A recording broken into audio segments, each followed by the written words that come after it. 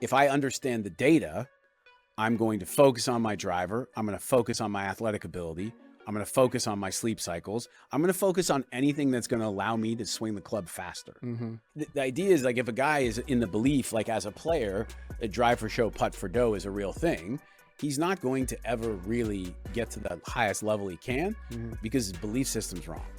So as it relates to data and measurement and other types of things. He cheated. That is what the thumbnail says. And if you clicked on this video, you are probably expecting Sean Foley to stand in front of a camera and expose 5 professional golfers by name. You are expecting a confession. You are expecting drama. You are expecting something explosive. Well, you are about to get something far more interesting than any list of names. I am James, and this is Golf Releved. Here's the truth. The headline you clicked is not what you think it is. It does not come from one real broadcast or one real interview. And that right there is the beginning of the whole story. Before we go any further, if you are already curious, use the hype feature right now and give this video some hype. It genuinely helps more people discover what you are about to hear. And trust me, it is absolutely worth sharing. Sean Foley is one of the most talked about coaches in the last 20 years of professional golf. Coached Tiger Woods during one of the most analyzed periods of that man's career. He coached Justin Rose and helped turn him into a major champion. He brought TrackMan data, biomechanics, and neuroscience into coaching conversation at a time when most instructors were still telling players to just feel it. People either loved him for that approach or lined up to tear him down. He was the kind of coach that made old school instructors deeply uncomfortable. And in golf, that discomfort always has consequences. The word fraud became a favorite weapon for the critics in that second group. But what does that word actually mean when it gets attached to Foley's name? It means 5 completely different things. Today, we are counting down every single one of them, starting at number 5 and finishing at number 1. By the time we get there, you are going to see both golf and the internet very differently. Let us get into it. Number 5. The headline itself is the first fraud. When you searched for this video or saw it appear in your feed, something happened in your brain before you even clicked. Sean Foley, a microphone, a list, maybe Tiger, maybe a name you recognized. You assumed the headline came from a real moment, a real broadcast, a sit-down interview where a famous coach delivered those exact words in that exact order. That moment does not exist. A deep investigation of the search query behind this video found that it does not point back to any single press conference, broadcast, recorded interview. Sean Foley never sat down and said those words in that sequence. The headline is a product of the internet. It was constructed by an algorithm, not spoken by a man. Here is how it happened. Search engines and social platforms are built to maximize engagement. They do this by connecting high-traffic keywords together across completely unrelated databases. Your brain sees the combination and assumes it is coherent. The algorithm does not care whether it is coherent. It only cares whether you click on it. Part of the raw material came from a Golf Digest instructional article. In that piece, Foley argued that excessive lateral tilting during the downswing puts uneven and dangerous stress on the lower back. To make his point, he highlighted 5 golfers who do not exhibit that harmful motion, pointing to players like Annika Sorenstam and Stuart Appleby as models of good spinal mechanics. 5 golfers. That phrase got indexed. It was a useful piece about spinal health, not a scandal. But the internet does not carry context along with keywords. Only the keywords survive. At the same time, the word fraud was everywhere in golf media. Critics called swing methods frauds. Coaches called rival philosophies frauds. Online commentators called entire schools of instruction frauds. All of that language was sitting in the same database as Sean Foley's name. The algorithm found both sets of material, connected them, and printed a headline. No confession involved, no real accusation. Just a machine doing what machines do, which is pattern matching without any care for meaning or truth. This is how audiences get cheated, not by a person with bad intentions, by a system built for attention. And that system had plenty of real, genuine material to draw from because the debates underneath this headline have been fierce and ongoing for decades, which takes us to number 4. Number 4, the word fraud is a weapon in the golf instruction wars. Golf coaching does not look violent from the outside. It looks peaceful, quiet driving ranges, soft voices, coaches with clipboards watching ball flight and taking notes. But beneath that calm surface, there is a real and grinding war going. A war over who is right about how to properly swing a golf club. On one side, you have traditionalists. They believe in natural weight transfer, classic arc mechanics, and what they call feel. Their argument is that the body knows how to move athletically, and the coach's job is to get out of the way of that. On the other side, you have modern analysts like Foley, who arrived with data systems, biomechanics reports, frameworks borrowed from neuroscience and sports psychology. When those two sides meet, they do not politely disagree. They reach for the strongest word available, and that word is fraud. This is not unique to golf. In almost any profession, labeling a rival's work dishonest rather than simply wrong is the fastest way to win. Online critics have described certain modern swing methods as an absolute fraud perpetrated on unsuspecting amateur players. Some have said modern instruction, which is what they call a club path of death, a set of positions that forces the shoulders wide open at impact and sends the ball slicing across multiple fairways. They point to classic natural swing and argue that simpler mechanics always deliver better results. The fraud label is not a balanced critique. It is a weapon. It is designed to shut down the other side before the conversation can get started. Foley was on them for years. When he arrived with his scientific terminology, his TrackMan readings, and his biomechanical coaching frameworks, traditionalists were not welcoming. Some called his approach overly complicated. Some called it snake oil. The idea that data tracking iron play from long distances could transform how a professional was coached was simply too far outside the old comfort zone for many to accept. But Foley gave as good as he got. He has suggested that coaches who prioritize positions over psychology, who ignore neuroscience, and who dismiss modern data tools are failing their players in ways cannot measure. The message was pointed enough without naming anyone. The fraud label in golf carries almost no actual meaning. It is professional shorthand for saying your method is wrong and mine is right. It travels fast, especially when the biggest name in golf is somewhere in the frame. That is exactly where things got most complicated, because the specific argument that did the most damage to Foley's reputation had a proper name: stack and tilt. Which brings us to number 3. Number 3, stack and tilt and the injury blame game. Stack and tilt is a coaching method built around keeping the golfer's weight concentrated on the leading side throughout the swing, preventing classic backward loading of the trailing foot. Instead of shifting weight away from target on the backswing, stack and tilt practitioners stay centered and forward. Critics of this method have always been vocal. They argue that anchoring weight on the leading side is a mechanical torsion that forces an unnatural pivot, restricts the body's natural athletic motion, and places sustained stress on the trailing hip and lower back. They say the body is not designed to swing a club this way at high velocity,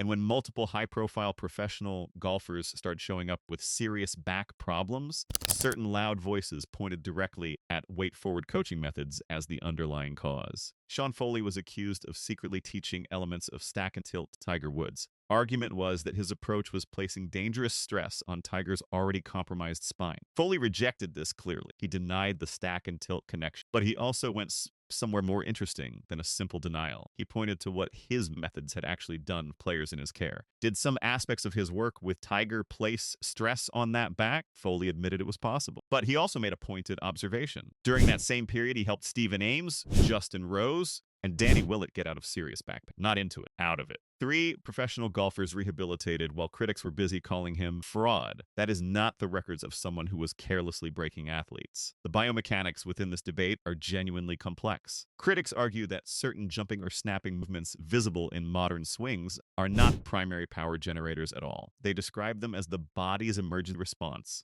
a way of protecting the spine from extreme rotational forces. If a high-velocity golfer keeps the trailing foot completely nailed to the ground without release, the spinal stress from that twist would be damaging. So the visible dramatic movement is actually protect. Others counter that proper ball position and swing path and generate positive attack angles naturally. No explosive movement required. The science on both sides remains genuinely contested. What this controversy really demonstrates is that coaching decisions at the elite level are never simple. The same technique affects different bodies in different ways. And all of this was playing out under the most intense media scrutiny in the sport, the most famous golfer in the world at the center of it. That is exactly where number 2 lives. Number 2, the Tiger narrative war. When Sean Foley became Tiger Woods' coach in 2010, he was not inheriting a clean situation. Tiger had won 5 of his last 6 tournaments in 2009. By the middle of 2010, he could not break par. And through every moment of that collapse, his coach was Hank Haney. Nothing changed about Tiger's swing, his putting, or his chipping during that period. Yet the decline happened all the same. Foley has spoken about this directly. He pointed out that he arrived 9 months after everything had already come apart. He described coaching a man who had gone from being treated almost like a deity to being treated like a punchline practically overnight. He admitted his own arrogance in thinking he had any right to walk into the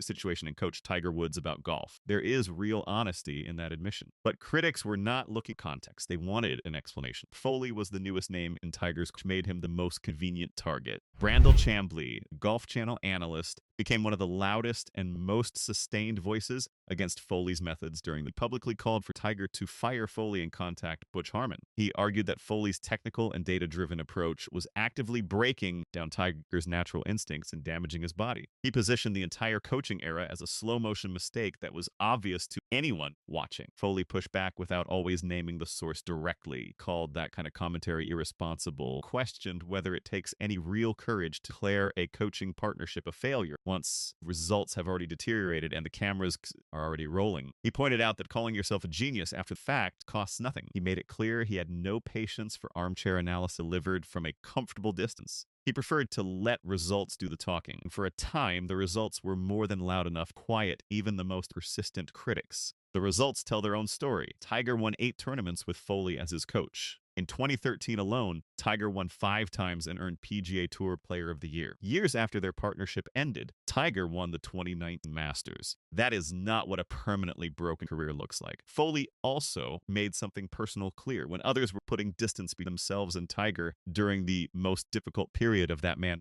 public life, Foley was walking toward him. He described it himself as going into Desert Storm, stated staying was not the easy or popular choice. Defended Tiger publicly. He did his job and loyal doing it. The narrative that Foley's coaching damaged Tiger is a story made of frustration and shaped entirely by hindsight. The most unexpected twist in this whole story is still coming, and it is number 1. Number 1, the name itself is the fraud web. This is where everything gets genuinely surprising. The reason the internet keeps pairing Sean Foley's name with fraud is not only about coaching, controversies, or Tiger debates, or stack and tilt arguments. A huge part of it is that there are multiple real people named Sean Foley who have genuine, fully documented connections to fraud, completely different fields and different parts of the world. There is a former attorney in Massachusetts named Sean Foley who was convicted on 33 counts of federal wire fraud, 5 counts of money laundering. He ran a large mortgage fraud scheme. He was sentenced to 72 months in prison and ordered to repay millions in restitution. There is an academic economist named Sean Foley who researches cryptocurrency scams and financial fraud.